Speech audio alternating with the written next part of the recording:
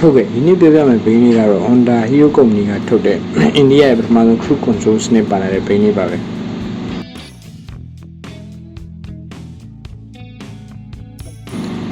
သူ့အကြောင်းမပြောရင် Hero Motocorp Company ရဲ့အကြောင်းအနေချင်းလေးပြောပြချင်ပါတယ်ဒီကုမ္ပဏီကို1984ခုနှစ်မှာအိန္ဒိယနိုင်ငံဒါရူခီရာဆိုတဲ့မြို့မှာစတင်တည်ဆောက်ခဲ့တာပဲဖြစ်ပါတယ်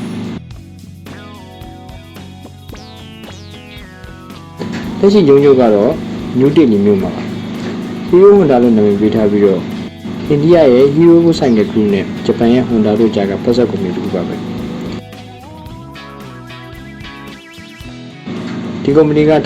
1980နှစ်တွေမှာစီစားတက်တာတဲ့တံပိုးနဲ့ဆိုင်ကယ်တွေကိုထုတ်လုပ်ခဲ့ပြီး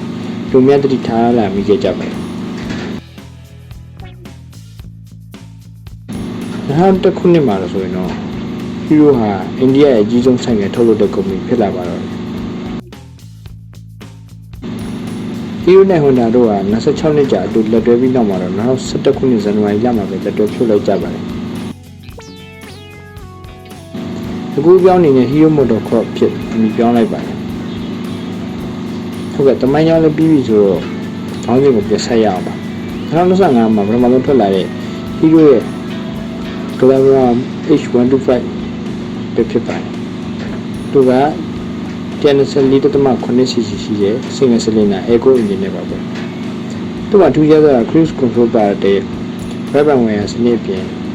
eco road နဲ့ power ဆိုတဲ့ riding mode တွေပါလာတာပဲဖြစ်ပါတယ်လက်ရှိပေါက်ကြီးက